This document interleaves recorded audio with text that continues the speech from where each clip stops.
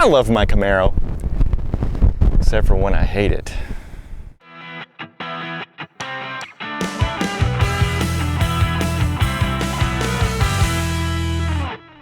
Don't get me wrong, I really love my Camaro. It's just like anything. You love something, but there are some things you hate about it. I guess it's a love-hate relationship, you know what I mean? So let's take a look at the few things that I really don't like about the 4th generation Camaro, this one in particular. By far, the number one thing I hate the most about this Camaro is the front ground effect. I mean, come on, look at this. The design of this I don't think is done very well. I'd like to slap the mother of the man who designed this. I mean, the weakest point of this ground effect is the first thing that's going to hit when you get into a curb. I broke this ground effect driving up my brother-in-law's driveway. I hit a low spot, and he has a gravel driveway, and I hit a low spot and broke it. I mean, this is pretty weak right here, pretty thin. So you get up against a curb, it's all over with. This car already sits low enough, about 10.5 inches, and then you throw this thing on the bottom of it, and it's 7.5 inches. I remember pulling up to a parking spot after I first bought it, and I was just checking to make sure I wasn't close to the parking curb, and I'm not kidding, you could have put a piece of paper between the parking curb and the spoiler. I mean, I just missed it. So I've been, for a long time, trying to park about a 1.5 to 2 feet away from the curb. It didn't last long. I have yet to see a 96 or the early 4th generation RSs and Z28s that have these ground effects still have this intact. I was actually pretty proud to buy this thing with it intact, and then I promptly ruined it. Poor design in my opinion. I don't think it's even that good looking, the front ground effect. The 98 through 2002 ground effect package on their RSs and Z28s stopped right around in here and then just left that all open, which was smart. Should have done that to begin with. And I've seen some guys take these off and keep the rest of the ground effects, and then does it look like I'm an old man with no dentures. All right, the next thing I hate about this car, and it kind of goes along with the front ground effect, is just how low the car is to the ground. Now I get it, it's a sports car, it's supposed to be low to the ground, it's a performance vehicle, and I actually love that about the car. Perhaps I need to project my hatred on the road that I live on, because I live on a gravel road, and if you live on a gravel road, you know what I'm talking about. You get a lot of potholes, and sometimes you get high spots of gravel that develop. And well, the other day I nailed a high spot in this car, and I drug gravel for what felt like a 1/4 of a mile. I mean, it was so bad I found gravel in my underwear, for crying out loud. I guess to continue the theme of a low car, you've probably seen this on 4th generation Camaros and Firebirds, where the driver's seat is completely split open, and that's really from using the seat to kind of guide your rear end in. So I should see my mother-in-law get in this thing. It's kind of like the blind trust fall. Just put your butt in there and let the seat guide you in, and you just kind of fall in, let gravity do the rest. Well, whenever I get in and out of the car, I like to put my hand on the rocker panel, and I'll kick my leg out and push. That way I'm not putting any pressure on the seat. I don't want to wear the seat out prematurely. So anyway, I guess the older you get, the less this car is for you. Well, to continue the theme of the seats, I hate the seats in this car. They are so hard and uncomfortable. It's not bad when you drive for probably, you know, an hour at a time, but boy, you get over 6, 7, 8 hours in the car, man, I tell you what, this seat will make your rear end and your legs go numb. You get out of the car and fall flat on your face because you can't feel your toes. I owned a 3rd generation Camaro in college, and I put in a set of cloth seats out of a 89 IROC, I think it was, and those felt like pillows. I wish I had those seats in this car. I think sitting on an actual bucket might actually be more comfortable than these bucket seats.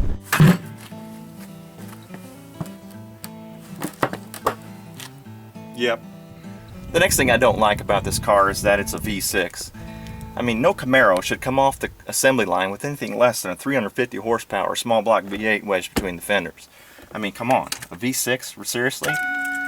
But I mean, we could put a 400 horsepower engine here, supercharge it. Wait. Shoot. Shoot.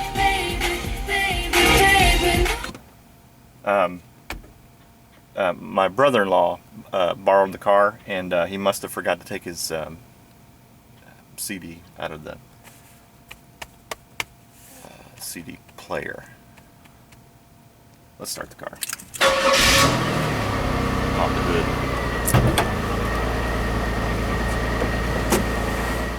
Alright, here she is, burned like a kitten in all her glory.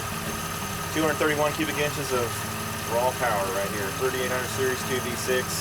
Cranks out about 200 horsepower, 225 foot-pounds of torque. Gets good gas mileage, about 17 miles in the city, 26 highway. I mean, it's a nice engine. It's reliable. It does have some pep. This car will go pretty quick. It will do a burnout. And I don't know, I like the engine. But, you know, Camaro needs a V8. A V8 sounds better, in my opinion.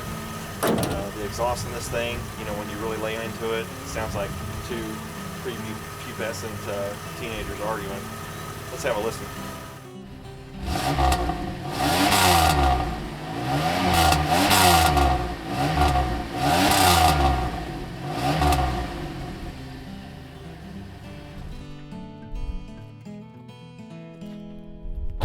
I don't know, my opinion, just doesn't sound that manly.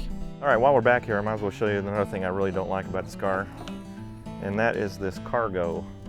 I don't know, what do you call this thing, a flap? I had a 3rd generation Camaro again, and those didn't come with this. So I guess it's good that whatever you set right here, and if you accelerate, it's not gonna roll or slide and fall down into the cubby hole area and crash around. I don't know, I guess that's a good thing about this. So I guess really this thing's not that bad. It's just really flimsy feeling. It's just kind of chintzy. And I guess that can be kind of a complaint of mine about really the car in general. Some of the controls and stuff feel kind of plasticky and cheap. And this thing right here really seems cheap to me. But the 3rd gen Camaros, the whole cubby area was completely carpeted. And if this thing's folded down, for some reason, you get a lot of road noise from back here. It's not very well insulated down there, so I don't know, I don't like it. Just one of those things where it's just kind of like, eh, give or take, I don't know, but it just seems really flimsy to me. All right, to kind of go along with the interior pieces being kind of cheap and chintzy, this control panel right here for the power controls and the door locks, I see a lot of 4th generation Camaros and Firebirds where this is popped out because the clips are broken, and a lot of the dashboard buttons and stuff feel kind of cheap. You see the dashboard cracks a lot on these cars. Thankfully this car was very well taken care of. This did break, and I did a video on how to replace that. The thing I really hate about this car, when you drive, if you want to move your knee up to kind of give yourself another position to put your leg in, again, uncomfortable seats and such, you can't turn the steering wheel because your hand gets in the way of your knee and the door handle. Another thing about this car is very loud on the interior. There's a lot of road noise. I don't know if it's this car in particular or if all 4th generation cars are like this, but I don't know, you can tell me what it's like to drive your car, but it's rather loud in the interior. Probably the wide tires and poor sound insulation. Visibility is actually pretty good. I can see out of the windshield pretty well. The side windows and such, the rearview mirror is pretty good. It's difficult, however, to look through your side mirror and looking over your shoulder. That's one function. The sight line coming out of here, this pillar right here, makes it hard to see cars in your blind spot. You can't see the hood at all. The sight line in this car is really interesting with this forward redesigned windshield over the 3rd gen. You could see the hood. You could judge how far away from the curb you were. But this car, you can't see the hood at all. I mean, you have to lean really forward. So this makes it difficult to park the car. And again, if you've got the ground effect, can't judge the distance to the curb, then, well, I guess you're screwed because you're about to bust your front ground effect. All right, there you have it. That's how much I hate my Camaro. No, really, I love driving this car. It's a blast. There are those things that I do dislike about it, especially that stinking ground effect, how easy it is to break. Oh, tell me what you don't like about your Camaro or Firebird in the comment section below. If you like this, I've got other videos on my channel. Consider subscribing, and we'll look forward to seeing you in the next video. Thanks for watching. God bless. Baby, baby, baby, ooh.